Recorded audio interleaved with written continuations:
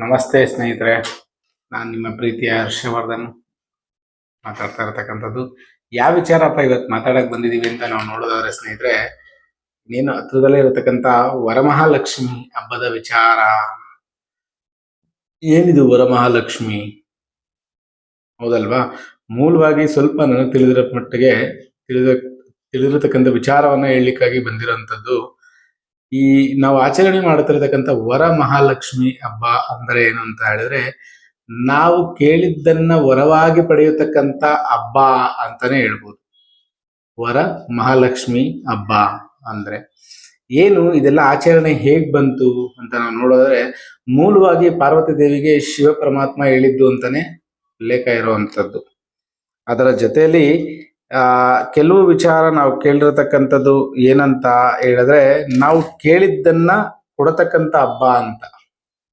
ಈ ನಮ್ಮ ಲಕ್ಷ್ಮಿ ಅನ್ನತಕ್ಕಂಥದ್ದು ಏನಿದು ವ್ರತ, ಲಕ್ಷ್ಮಿ ಇದನ್ನ ವ್ರತವಾಗಿ ಮಾಡಬೇಕು ಅಂತ ಬಳಸತಕ್ಕಂಥ ವಿಚಾರ. ನಮಗೆ ಯಾವ ಯಾವ ಕ್ಷೇತ್ರದಲ್ಲಿ ಬೇಕಾಗಿರತಕ್ಕಂಥ ಧನ, ಆಕರ್ಷಣೆ, ಐಶ್ವರ್ಯ, ಧಾನ್ಯ, ಸಮೃದ್ಧಿ, ಹಾಗೆ ಕುಟುಂಬ ಶಾಂತಿ, ಕ್ಷೇಮ, ಹೌದಲ್ವಾ? ಸೊ ದಾಂಪತ್ಯ ಸೌಭಾಗ್ಯ, ಸಂತಾನ ಭಾಗ್ಯ, ಆರೋಗ್ಯ, ಮನಃಶಾಂತಿ, ವಿಜಯ ಮತ್ತು ಯಶಸ್ಸು, ಜ್ಞಾನ ಮತ್ತು ವಿದ್ಯೆ, ಈ ಇಷ್ಟು ವಿಚಾರಕ್ಕೆ ನಾವೆಲ್ಲ ಮಾಡುವಂಥದ್ದು ಇಷ್ಟಕ್ಕೆ ಅಲ್ವಾ? ಇದಕ್ಕೆ ಕಾರ್ಯಕ್ಕೆ ಮಾಡುವಂಥದ್ದಲ್ವಾ? ಆದ್ರೆ ಆಚರಣೆ ಮಾಡುವ ವಿಧಾನವನ್ನ ಮೊದಲು ನಾವು ಅರ್ಥ ಮಾಡ್ಕೊಬೇಕಾಗಿರುವಂಥದ್ದು. ಏನ್ ಸರ್ ಆಚರಣೆ ಮಾಡೋ ವಿಧಾನ ಅಂತ ನಾವು ನೋಡೋದಾದ್ರೆ, ನಾವೆಲ್ಲ ಇವತ್ತು ಒಂದು ಶೋಕಿಗಾಗಿ ಮಾಡ್ತಾ ಇದೀವಾ ಅನ್ನೋ ಒಂದು ಪ್ರಶ್ನೆ ಹುಟ್ಟಬಹುದಾ? ಅಂದ್ರೆ ಹೆಣ್ಮಕ್ಳಲ್ಲಿ ಖಂಡಿತವಾಗ್ಲೂ ಭಕ್ತಿ ಇರುತ್ತೆ. ಭಕ್ತಿಯ ಬಗ್ಗೆ ನಾನು ಮಾತಾಡ್ತಿರ್ತಕ್ಕಂಥದ್ದಲ್ಲ. ಒಬ್ಬರ ಮನೆಯಲ್ಲಿ ಮಾಡೋದನ್ನ ನೋಡಿ ಅದಕ್ಕಿಂತ ಚೆನ್ನಾಗಿ ಮಾಡ್ಬೇಕು. ಹೌದು, ಅಲಂಕಾರವನ್ನ ಚೆನ್ನಾಗಿ ಮಾಡ್ಬೇಕು, ಖಂಡಿತವಾಗ್ಲೂ ಅದು ಸತ್ಯ. ಆದ್ರೆ ಅಲಂಕಾರದ ಜೊತೆಯಲ್ಲಿ ನಮ್ಮ ಮನಸ್ಸಿನ ಅಲಂಕಾರವೂ ಇರಬೇಕು ಅಂತ ನಾನು ಮುಖ್ಯವಾಗಿ ಹೇಳುವಂಥದ್ದು. ಏನು ಮನಸ್ಸಿನ ಅಲಂಕಾರ ಅಂದ್ರೆ, ನಾವು ಹೇಗೆ ವರಮಹಾಲಕ್ಷ್ಮಿಯನ್ನ ಕುಂಡಿಸತಕ್ಕಂಥ ಸಮಯದಲ್ಲಿ, ಮಾಡಬೇಕಾದ ಪೂಜಾ ಕಾರ್ಯಗಳ ಸಮಯದಲ್ಲಿ, ಅದರ ಜೊತೆಯಲ್ಲಿ ಅಂದ್ರೆ ಇದು ದೈಹಿಕವಾಗಿ ನಾವು ಮಾಡುವಂಥದ್ದು, ಅದರ ಜೊತೆಯಲ್ಲಿ ಮಾನಸಿಕವಾಗಿ ಹೇಗೆ ರೆಡಿ ಆಗ್ಬೇಕು ನಾವು ಪೂಜೆಗೆ, ಹೌದಲ್ವಾ? ಸೊ ಬಹಳ ಮುಖ್ಯವಾಗಿರುವಂಥದ್ದು. ನಾವು ಎಷ್ಟೋ ಲಕ್ಷಾಂತರ ರೂಪಾಯಿ ಖರ್ಚು ಮಾಡಿ ದುಡ್ಡಿರ್ತಕ್ಕಂಥವ್ರು ಹೇಳಿದಾರೆ, ಉಳ್ಳವರ ಶಿವಾಲಯವನ್ನ ಕಟ್ಟಲಯ್ಯ, ನಾನೇನು ಮಾಡಲಿ ಅಂತ ಕೇಳಿರ್ತಕ್ಕಂಥ ಪದಗಳು ಕೇಳಿದೀವಿ. ಅಂದ್ರೆ ಇರೋರು ಜೋರಾಗಿ ಮಾಡ್ತಾರೆ, ಗ್ರ್ಯಾಂಡ್ ಆಗಿ ಮಾಡ್ತಾರೆ, ಬೇರೆ ವಿಚಾರ. ಆದ್ರೆ ಇರೋರು ಇಲ್ಲದವರಿಗೂ ಮನಸ್ಸು ಒಂದೇ, ಭಕ್ತಿ ಮಾರ್ಗ ಒಂದೇ ಆಗಿರುತ್ತೆ. ಇರೋರಿಗೆ ಏನು ಹೆಚ್ಚಿಗೆ ಕೊಡುವಂಥದ್ದಲ್ಲ, ಇಲ್ಲದೆ ಇರೋರಿಗೆ ಕಮ್ಮಿ ಕೊಡುವಂಥದ್ದಲ್ಲ ನಮ್ಮ ದೈವಿಕ ಶಕ್ತಿಗಳು ಅಂತ ಹೇಳಿದ್ರೆ. ಆದ್ರೆ ಇಲ್ಲಿ ಮುಖ್ಯವಾಗಿ ನಾವು ನೋಡ್ಬೇಕಾಗಿರುವಂಥದ್ದು, ನಮ್ಮ ಮನಸ್ಸನ್ನ ಎಷ್ಟು ಸ್ವಚ್ಛವಾಗಿ, ಎಷ್ಟು ಶುದ್ಧವಾಗಿ ನಾವು ರೆಡಿ ಮಾಡ್ಕೊಬೇಕು. ಮುಖ್ಯವಾಗಿ ಪೂಜಾ ವಿಧಾನಗಳು ಎಲ್ಲವೂ ಒಂದೇ ಆಗಿರುತ್ತೆ, ಹೌದಲ್ವಾ? ಅದರ ಜೊತೆಯಲ್ಲಿ ನಮ್ಮ ಸಂಕಲ್ಪಗಳು ಹೇಗಿರ್ಬೇಕು, ನಾವು ಯಾವ ಉದ್ದೇಶಕ್ಕೋಸ್ಕರ ಈ ಒಂದು ವರಮಹಾಲಕ್ಷ್ಮಿ ಹಬ್ಬದ ಪೂಜೆಯನ್ನ ಮಾಡಬೇಕು, ಇದು ತುಂಬಾನೇ ಅವಶ್ಯಕತೆ ಇರತಕ್ಕಂಥ ವಿಚಾರ ಆಗಿರೋದ್ರಿಂದ ಈ ವಿಡಿಯೋ ಮಾಡ್ತಿರುವಂಥದ್ದು. ಮುಖ್ಯವಾಗಿ ನಾವು ಮಾಡ್ಬೇಕಾಗಿರುವಂಥದ್ದು ಒಂದು ದೇವಿಯ ಅಲಂಕಾರ. ಅಂದ್ರೆ ಶ್ರೀ ವರಮಹಾಲಕ್ಷ್ಮಿ, ಲಕ್ಷ್ಮಿ ಅಂದ ತಕ್ಷಣ ನಮ್ಗೆ ಏನ್ ಗ್ಯಾಪ್ ಬರುತ್ತೆ? ಅಬಾಂಡೆನ್ಸ್, ಅವದು ವಿಜೃಂಭಣೆ, ಹೌದಲ್ವಾ? ಅಂದ್ರೆ ಆ ಒಂದು ವಿಜೃಂಭಣೆ, ಅಬಾಂಡೆನ್ಸ್ ಅಂತ ಹೇಳಿದ್ರೆ, ಇವಾಗೇನೋ ನಿಮ್ಗೆ ಒಳ್ಳೊಳ್ಳೆ ಸ್ಯಾರಿ ಸಿಗತ್ತೆ, ಒಳ್ಳೊಳ್ಳೆ ಆರ್ಟಿಫಿಷಿಯಲ್ ಡಿಸೈನ್ ಸಿಗತ್ತೆ, ಮಾಡ್ತೀವಿ. ಆದ್ರೆ ಮುಂಚಿನ ಕಾಲದಲ್ಲಿ ನಾವು ಮಾಡ್ತಿದ್ದಂತ ವಿಧಾನಗಳು ಹೇಗಿತ್ತು ಅದನ್ನು ಕೂಡ ನಾವು ಸ್ವಲ್ಪ ಕ್ಯಾಲ್ಕುಲೇಷನ್ ಮಾಡ್ಬೇಕಾಗತ್ತೆ, ಹೌದಲ್ವಾ? ಸೊ ಒಂದು ಸುಂದರವಾಗಿ ತಮ್ಮ ಕೈಲಾದ ಮಟ್ಟಿಗೆ ಒಂದು ತಾಯಿಯ ಒಂದು ಕಳಶವನ್ನ ಸ್ಥಾಪನೆ ಮಾಡುವಂಥದ್ದು, ಮುಖ್ಯವಾಗಿ ಅದರಲ್ಲಿ ಬಳಸಬೇಕಾಗಿರತಕ್ಕಂಥ ಕೆಲವು ಪದಾರ್ಥಗಳನ್ನ ನಾವು ಮರೆಯುವಂಥದ್ದು. ಸೊ ಏನೇನ್ ಬಳಸಬೇಕು? ನಾರ್ಮಲ್ ಆಗಿ ಎಲ್ಲರೂ ಅದರಲ್ಲಿ ಅಕ್ಕಿಯನ್ನ ಬಳಸುವಂತ ವಿಧಾನ ಇದೆ, ಧಾನ್ಯವಾಗಿ. ಅದರ ಜೊತೆಯಲ್ಲಿ ಬಹಳ ಲಕ್ಷ್ಮಿಗೆ ಪ್ರಿಯವಾದಂತ ಕೆಲವೊಂದು ಪದಾರ್ಥಗಳನ್ನ ಹಾಕೋದನ್ನ ಮರಿಬಾರ್ದು ಅಂತ ಹೇಳುವಂಥದ್ದು. ಏನು ಲಕ್ಷ್ಮಿಗೆ ಸಂಬಂಧಪಟ್ಟಂತ ಕೆಲವು ಪದಾರ್ಥಗಳು ಯಾವುವು, ಅದು ನಮ್ಮ ಮನೆಯಲ್ಲಿ ಕುಂತಾಗ, ಅಂದ್ರೆ ಆ ಲಕ್ಷ್ಮಿ ಸ್ಥಾನದಲ್ಲಿ ಕುಂತಾಗ ನಂತರ ಅದನ್ನ ಹೇಗೆ ಬಳಕೆ ಮಾಡಬೇಕು ಅನ್ನೋ ವಿಧಾನವನ್ನ ನಾವು ಅರ್ಥ ಮಾಡ್ಕೊಂಡೋದ್ರೆ ಸಾಕು, ಆಟೋಮೆಟಿಕ್ ಆಗಿ ನನ್ನ ತಾಯಿ ಆ ಜಗನ್ಮಾತೆ ಬಂದು ಎಲ್ಲರ ಮನೆಯಲ್ಲಿ ನೆಲೆಸ್ತಾಳೆ ಅಂತ ಹೇಳುವಂಥದ್ದು. ಇದಕ್ಕಿಂತ ಮುಂಚೆ ನಾನು ಒಂದೆರಡು ಮಾತನ್ನ ಹೇಳೋದಾದ್ರೆ, ಸ್ನೇಹಿತರೆ, ಯಾವುದೇ ಲಕ್ಷ್ಮಿ ಅನ್ನುವಂಥದ್ದು, ಯಾವುದೇ ಶಕ್ತಿಗಳು ಕೂಡ ಏಕಶಕ್ತಿ ಇರ್ಲಿಕ್ಕೆ ಸಾಧ್ಯ ಇಲ್ಲ. ತ್ರಿಶಕ್ತಿಗಳು ಅಂತ ಹೇಳುವಂಥದ್ದು ಪ್ರತಿ ಒಂದು ದೇವಸ್ಥಾನದಲ್ಲಿ ಆಗ್ಬೋದು. ಯಾವುದೇ ಎನರ್ಜಿ ಅಂತ ಹೇಳೋದಾದ್ರೆ ಆ ಎನರ್ಜಿಯಲ್ಲಿ 3 ಶಕ್ತಿಗಳು ಖಂಡಿತವಾಗ್ಲೂ ಇರುತ್ತೆ ಅಂತ ಹೇಳುವಂಥದ್ದು. ಏನ 3 ಶಕ್ತಿ? ಮುಖ್ಯವಾಗಿ ಸರಸ್ವತಿ ದೇವಿ ಅಂತ ಹೇಳುವಂಥದ್ದು ನಮ್ಮ ವಿದ್ಯೆ, ಜ್ಞಾನ. ಆ ಜ್ಞಾನ, ಆ ವಿದ್ಯೆ ಅನ್ನುವಂತ ಆ ಸರಸ್ವತಿ ದೇವಿ ಜೊತೆಯಲ್ಲಿದ್ದಾಗ ಲಕ್ಷ್ಮಿಯೂ ತಾನಾಗೆ ಬರ್ತಾಳೆ, ಅದ್ರ ಜೊತೆಯಲ್ಲಿ ದುರ್ಗೆಯೂ ತಾನಾಗಿ ಬರ್ತಾಳೆ ಅಂತ ಹೇಳುವಂಥದ್ದು. ಈಗ ನಿಮ್ಗೆ ಎಕ್ಸಾಂಪಲ್ ಹೇಳೋದಾದ್ರೆ, ಬರೀ ನಿಮ್ಮಲ್ಲಿ ದುಡ್ಡಿದ್ರೆ ಏನಾದ್ರೂ ಮಾಡಕ್ಕಾಗತ್ತಾ? ಬರೀ ಧೈರ್ಯ ಇದ್ರೆ ಏನಾದ್ರೂ ಮಾಡ್ಲಿಕ್ಕಾಗತ್ತಾ? ಅಂದ್ರೆ ಮಾಡುವ ವಿಧಾನವನ್ನ ಸರಸ್ವತಿ ದೇವಿ ಅಂದ್ರೆ ನಮ್ಮ ವಿದ್ಯೆ, ನಮ್ಮ ಬುದ್ಧಿ ಅಂತ ಹೇಳುವಂತ ವಿಚಾರ. ಸೊ ಹಾಗಾಗಿ ನೀವೆಲ್ಲೇ ಯಾವುದೇ ಶಕ್ತಿಗಳನ್ನ ನೋಡೋದಾದ್ರೂ ಅದರಲ್ಲಿ ತ್ರಿಶಕ್ತಿಗಳನ್ನುವಂಥದ್ದು ಕಾಮನ್ ಆಗಿ ಇರುವಂತದ್ದು. ಅದರಲ್ಲಿ ಈ ವರಮಹಾಲಕ್ಷ್ಮಿ ಹಬ್ಬದಲ್ಲಿ ಆ ನಮ್ಮ ತಾಯಿ ಜಗನ್ಮಾತೆಯನ್ನು ಪ್ರೀತಿಯಿಂದ ವರಮಹಾಲಕ್ಷ್ಮಿ ವ್ರತವನ್ನ ಮಾಡೋರಿಗೆ ಆಗಿ ಈ ವಿಡಿಯೋ ಮಾಡ್ತಾ ಇರತಕ್ಕಂಥದ್ದು. ಸಣ್ಣದಾಗಿ ಕೆಲವೊಂದು ಪದಾರ್ಥಗಳನ್ನ ಆ ತಾಯಿಯ ಒಂದು ಕಳಶದಲ್ಲಿ ಸ್ಥಾಪನೆ ಮಾಡೋದ್ರಿಂದ ತುಂಬಾನೇ ಉತ್ತಮವಾದ ರಿಸಲ್ಟ್ ಬರೋದನ್ನ ನಾವು ಕೇಳಿರುವಂತದ್ದು. ಸೊ ಹಾಗಾಗಿ ಏನಪ್ಪ ಆ ಒಂದು ಕೆಲವು ಪದಾರ್ಥಗಳು ಕಳಶದಲ್ಲಿ ಸ್ಥಾಪನೆ ಮಾಡಬೇಕಾಗಿರತಕ್ಕಂಥದ್ದು, ಮುಖ್ಯವಾಗಿ ಹೇಳುವಂಥದ್ದು ಗೋಮತಿ ಚಕ್ರ, ಒಂದು 5 ಅಥವಾ 6 ಗೋಮತಿ ಚಕ್ರಗಳನ್ನ ಬಳಸುವಂಥದ್ದು. ಅದರ ಜೊತೆಯಲ್ಲಿ ಕವಡೆ, ಲಕ್ಷ್ಮಿಗೆ ಪ್ರಿಯವಾದದ್ದಲ್ವಾ ಕವಡೆ ಅನ್ನುವಂಥದ್ದು. ಸೊ ಒಂದು 5 ಕವಡೆಯನ್ನು ಬಳಸುವಂಥದ್ದು. ಅದರ ಜೊತೆಯಲ್ಲಿ ಕಮಲದ ಬೀಜ ಅಂತ ಹೇಳುವಂಥದ್ದು, ಒಂದು 5 ಕಮಲದ ಬೀಜವನ್ನ ಅದ್ರ ಜೊತೆಯಲ್ಲಿ ಬಳಸುವಂಥದ್ದು. ಅದ್ರ ಜೊತೆಲಿ ಗುಲ್ಗಂಜಿ ಅನ್ನುವಂಥದ್ದು ಬರುತ್ತೆ. ಸೊ ಆ ಗುಲ್ಗಂಜಿಯನ್ನ ಒಂದು 5 ಗುಲ್ಗಂಜಿಯನ್ನ ಆ ಒಂದು ಕಳಶದಲ್ಲಿ ಸ್ಥಾಪನೆ ಮಾಡುವಂಥದ್ದು. ಇದನ್ನ ಆ ಕಳಶದ ಜೊತೆ ಆ ಧಾನ್ಯದ ಜೊತೆ ಹಾಕಿ ಅದರಲ್ಲಿ ಒಂದು 5 ಗೋಲ್ಡ್ ಕಾಯಿನ್ಸ್ ಅಂತ ಹೇಳುವಂಥದ್ದು. ಯಾವುದಪ್ಪ, ನಾವು ಚಿನ್ನದ ಕಾಯಿನ್ ತರೋದಕ್ಕೆ ಕಷ್ಟ, ಆದ್ರೆ ನಾನು ಹೇಳ್ತಾ ಇರತಕ್ಕಂಥದ್ದು ಒಂದು 5 ರೂಪೀಸ್ ಗೋಲ್ಡ್ ಕಾಯಿನ್ಸ್ ಬರುತ್ತಲ್ಲ, ಆ ಒಂದು 5 ಗೋಲ್ಡ್ ಕಾಯಿನ್ ಅನ್ನ ಅದರಲ್ಲಿ ಬಳಸುವಂಥದ್ದು. ಇವೆಲ್ಲವನ್ನ ಹಾಕಿ ಒಂದು ಕಳಶವನ್ನ ಸ್ಥಾಪನೆ ಮಾಡಿ, ಮುಖ್ಯವಾಗಿ ಪೂಜಾ ವಿಧಾನದಲ್ಲಿ ನಾವು ನೋಡೋದಾದ್ರೆ ನಮ್ಮ ಮಹಾಗಣಪತಿ ವಿಘ್ನ ನಿವಾರಕನನ್ನ ಮೊದಲನೇದಾಗಿ ಪೂಜೆ ಮಾಡಿ ನಂತರ ಲಕ್ಷ್ಮಿಯನ್ನ ಪೂಜೆ ಮಾಡುವಂಥದ್ದು. ನಿಮಗೆ ಗೊತ್ತಿರತಕ್ಕಂಥ ಸ್ತೋತ್ರಗಳನ್ನ ಪಠಿಸ್ತಕ್ಕಂಥದ್ದು, ನಿಮಗೆ ತಿಳಿದಿರತಕ್ಕಂಥ ಸ್ತೋತ್ರಗಳನ್ನ, ಲಕ್ಷ್ಮಿಯ ಸ್ತೋತ್ರಗಳನ್ನ ಆ ಹಬ್ಬದ ದಿನ ಪಠಿಸತಕ್ಕಂಥದ್ದು. ಮುಖ್ಯವಾಗಿ ಇದೆಲ್ಲವನ್ನು ಮಾಡುವ ಮುಂಚೆ ಸ್ನೇಹಿತರೆ, ನಮ್ಮ ಮನಸ್ಥಿತಿಯನ್ನ ಬದಲಾವಣೆ ಮಾಡ್ಕೊಳ್ಳೋದು ಹೇಗೆ? ಯಾರೋ ಏನೋ ಇರೋರು ಜೋರಾಗಿ ಮಾಡ್ತಾರೆ, ಇಲ್ದೇ ಇರೋರು ಜೋರಾಗಿ ಮಾಡಬಾರ್ದ? ಇದೆಲ್ಲ ಬೇಕಾಗಿರತಕ್ಕಂಥದ್ದು.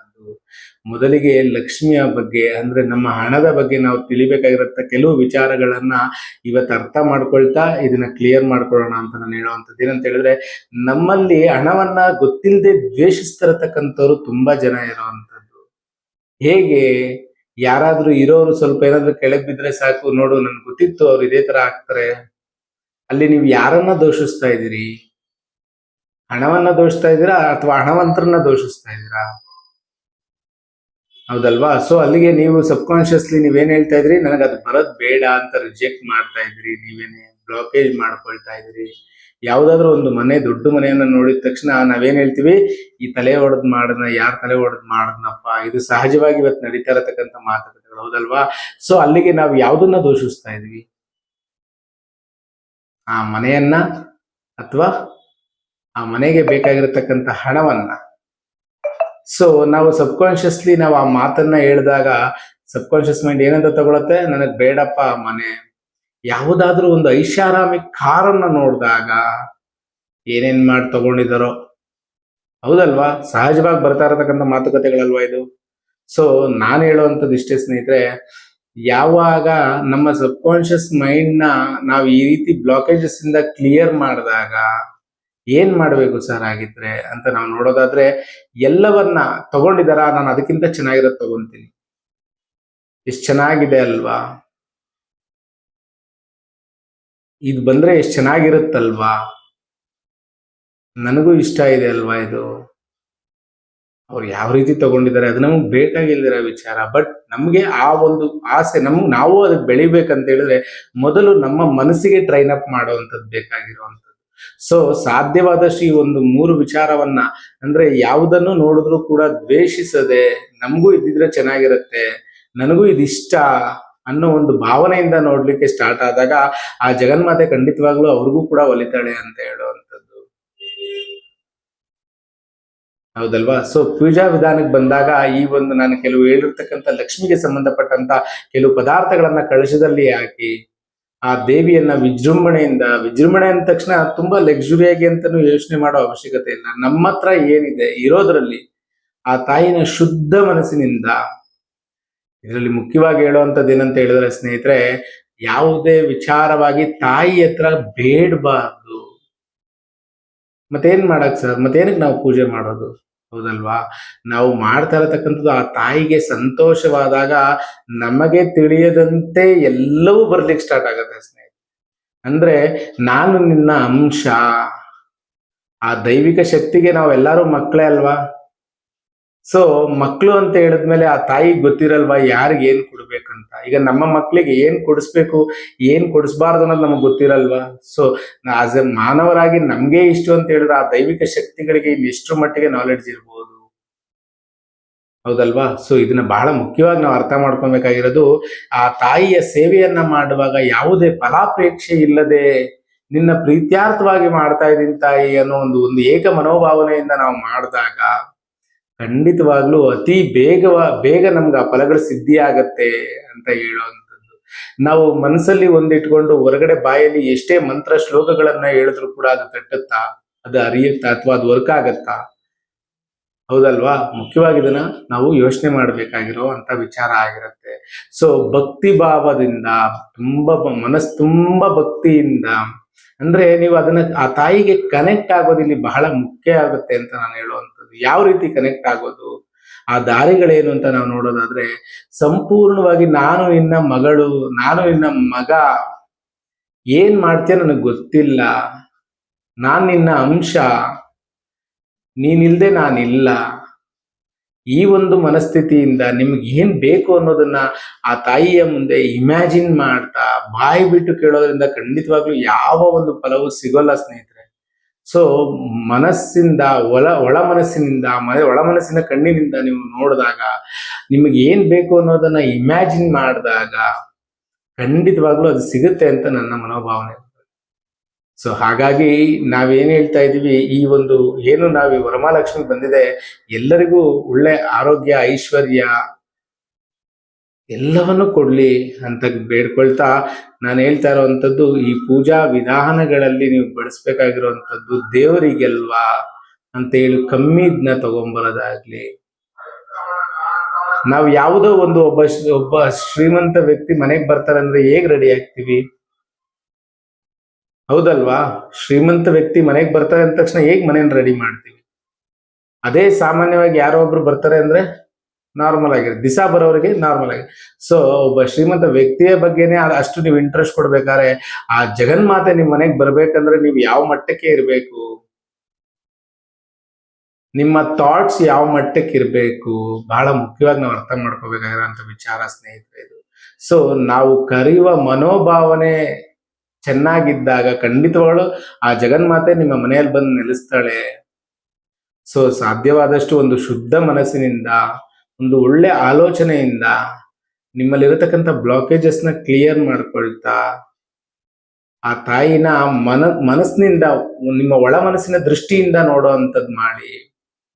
ಯಾರೋ ಒಬ್ರು ಮಾಡಿದಾರೆ ಅಂತ ಹೇಳಿ ಅವ್ರಿಗಿಂತ ಚೆನ್ನಾಗಿ ಮಾಡ್ಬೇಕು ಅಂತ ಸಾಲ ಮಾಡ್ಕೊಂಡು ಮಾಡಿದ್ರೆ ಖಂಡಿತವಾಗ್ಲೂ ತಾಯಿ ಬರೋಲ್ಲ ಸ್ನೇಹಿತರೆ. ನಿಮ್ಮಲ್ಲಿರೋಂಥ ಶಕ್ತಿಯಲ್ಲೇ ಇರುವಂತ ಪದಾರ್ಥಗಳನ್ನ, ಉತ್ತಮವಾದ ಪದಾರ್ಥಗಳನ್ನ ತರೋದ್ರಲ್ಲಿ, 10 ತಿಂಡಿ ಮಾಡೋ ಜಾಗದಲ್ಲಿ 4 ಮಾಡಿ, ಬಟ್ ಅದು ಶುದ್ಧವಾಗಿ ಮಾಡಿ, ಒಂದು ಶುದ್ಧ ಮನಸ್ಸಿನಿಂದ ಮಾಡಿ. ಅಲಂಕಾರದಲ್ಲೂ ಅಷ್ಟೇ, ಸಾಧ್ಯವಾದಷ್ಟು ನೈಸರ್ಗಿಕವಾಗಿರತಕ್ಕಂಥ ಪದಾರ್ಥಗಳಲ್ಲಿ ಅಲಂಕಾರವನ್ನು ಮಾಡೋದಾಗ್ಲಿ, ಸಾಧ್ಯವಾದಷ್ಟು ಆ ತಾಯಿಯನ್ನ ಕುಂಡಿಸಿರುವಷ್ಟು ಸಮಯ ಆ ತಾಯಿಯ ಒಂದು ಧ್ಯಾನದಲ್ಲೇ ಮುಳುಗುವಂತಾಗಿರಲಿ. ಆ ತಾಯಿಯನ್ನ ನೆನೀತಾ, ಆ ತಾಯಿ ಮನ್ಸು ಮಾಡಿದ್ರೆ ಏನ್ ಬೇಕಾದ್ರೂ ಸಾಧನೆ ಆಗತ್ತೆ. ಸೊ ಆ ಸಾಧನೆ ಮಾಡೋ ವಿಧಾನಗಳಿದಾಗಿರ್ಬೇಕು. ಶುದ್ಧ ಮನಸ್ಸಿನಿಂದ, ಒಳ್ಳೆ ಆಲೋಚನೆಗಳಿಂದ ಆ ತಾಯಿನ, ನಮ್ಮ ಜಗನ್ಮಾತೆಯನ್ನ ನನ್ನ ತಾಯಿ ಅನ್ನೋ ಒಂದು ಉತ್ತಮವಾದ ಭಾವನೆಯಿಂದ ನೀವು ಆರಾಧನೆ ಮಾಡಿದ್ದೇ ಆಗಿದ್ದಲ್ಲಿ ಖಂಡಿತವಾಗ್ಲೂ ನೆಕ್ಸ್ಟ್ ವರಮಹಾಲಕ್ಷ್ಮಿ ಅಷ್ಟೊತ್ತಿಗೆ ನಿಮ್ಮ ಈಗಿನ ಪರಿಸ್ಥಿತಿಯನ್ನ ಬರೆದಿಟ್ಕೊಳ್ಳಿ, ಅದಕ್ಕಿಂತ ಉತ್ತಮವಾಗಿರ್ತೀರಿ ಅಂತ ಹೇಳಕ್ ಇಷ್ಟಪಡ್ತೀನಿ ಸ್ನೇಹಿತರೆ. ಈ ವರಮಹಾಲಕ್ಷ್ಮಿ ಅನ್ನುವಂಥದ್ದು ಯಾವುದೋ ಒಂದು ಅಥವಾ ಏಕ ಪೂಜೆ ಖಂಡಿತವಾಗ್ಲೂ ಅಲ್ಲ. ನಮ್ಮ ಎಲ್ಲಾ ಭಾಗ್ಯಗಳನ್ನ ಬದಲಿಸಲಿಕ್ಕೆ ಇರತಕ್ಕಂತ ಒಂದು ಉತ್ತಮವಾದ ದಿನ ಅಂತ ಹೇಳ್ಬೋದು. ಆ ತಾಯಿಯ ಧ್ಯಾನ ಮಾಡ್ಲಿಕ್ಕೆ, ಆ ತಾಯಿಯ ಆರಾಧನೆ ಮಾಡ್ಲಿಕ್ಕೆ ತುಂಬಾನೇ ಅತ್ಯುತ್ತಮವಾದ ವ್ರತ ಅಂತ ಹೇಳ್ಬೋದು. ಇದನ್ನ ಒಂದು ವ್ರತದ ರೀತಿಯಲ್ಲಿ ಮಾಡೋದ್ರಿಂದ ತುಂಬಾನೇ ಉತ್ತಮ ಫಲಗಳು ಸಿಗುವಂಥದ್ದು. ಸಾಧ್ಯವಾದಷ್ಟು ಶುದ್ಧ ಮನಸ್ಸಿನಿಂದ, ಅಂದ್ರೆ ಮನಸ್ಸಿಗೂ ದೇಹಕ್ಕೂ ಏನು ವ್ಯತ್ಯಾಸ ಇಲ್ಲ. ನಿಮ್ಮ ದೇಹವನ್ನ ಶುದ್ಧವಾಗಿಟ್ಟಾಗ ಮನಸ್ಸು ಕೂಡ ಶುದ್ಧ ಆಗತ್ತೆ ಅಂತ ಹೇಳುವಂಥದ್ದು. ನೀವು ಮಾತನಾಡತಕ್ಕಂಥ ಮಾತುಗಳಲ್ಲಿ ಶುದ್ಧತೆ ಇದ್ದರೆ ಖಂಡಿತವಾಗ್ಲೂ ನಿಮ್ಮ ಮನಸ್ಸು ಶುದ್ಧವಾಗಿರುತ್ತೆ ಅಂತ ಹೇಳುವಂಥದ್ದು. ಇಲ್ಲಿ ನಾವು ಪೂಜೆ ಮಾಡ್ತಾ ಇರ್ತೀವಿ, ಅಲ್ಲಿ ಮಕ್ಳಿಗೋ ಮನೆಯವ್ರಿಗೋ ಬೈತಾ ಇರ್ತೀವಿ. ಸೊ ಅದು ಕೆಲಸ ಮಾಡುತ್ತಾ? ಹೌದಲ್ವಾ? ಸೊ ಇದೇ ಕಾರಣಕ್ಕೆ ಮುಂಚೆ ಎಲ್ಲ ಮೌನ ವ್ರತ ಅಂತ ಮಾಡ್ತಿದ್ದಂಥದ್ದು. ಏನಕ್ಕೆ ಮೌನ ವ್ರತ ಅಂತ ಹೇಳಿದ್ರೆ, ನಾವು ಬಾಯಿ ಬಿಟ್ರೆ ಏನೆಲ್ಲ ಮಾತಾಡ್ತೀವಿ. ಸೊ ಹಾಗಾಗಿ ಪೂಜೆ ಮುಗಿಯೋವರೆಗೂ ಮೌನವಾಗಿ ಪೂಜೆ ಮಾಡುವಂಥದ್ನ ಮೌನ ವ್ರತ ಅಂತ ಹೇಳುವಂಥದ್ದು.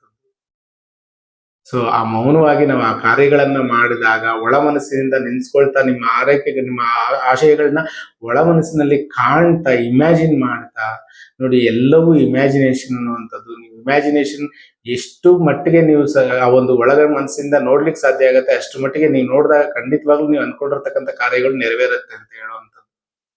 ಸೊ ಸಾಧ್ಯವಾದಷ್ಟು ಎಲ್ಲರೂ ಒಂದು ಉತ್ತಮವಾಗಿ ಈ ಒಂದು ವರಮಹಾಲಕ್ಷ್ಮಿ ಹಬ್ಬವನ್ನ ಆಚರಣೆ ಮಾಡಿ ಅಂತ ಹೇಳ್ತಾ, ಎಲ್ಲರಿಗೂ ಒಳ್ಳೇದಾಗ್ಲಿ, ಎಲ್ಲರಿಗೂ ಆ ತಾಯಿಯ ಜಗನ್ಮಾತೆ ಆಶೀರ್ವಾದ ಸಿಗ್ಲಿ, ಎಲ್ಲರ ಮನಸ್ಥಿತಿ ಬದಲಾಗ್ಲಿ, ಎಲ್ಲರ ಪೂಜಾ ವಿಧಾನಗಳು ಬದಲಾಗ್ಲಿ, ಎಲ್ಲರೂ ಒಂದು ಉತ್ತಮವಾಗಿ ಆ ತಾಯಿಯ ಒಂದು ಪ್ರೀತಿಗೆ ಪಾತ್ರರಾಗಿ ಅಂತ ಹೇಳ್ತಾ ನಮಸ್ತೆ.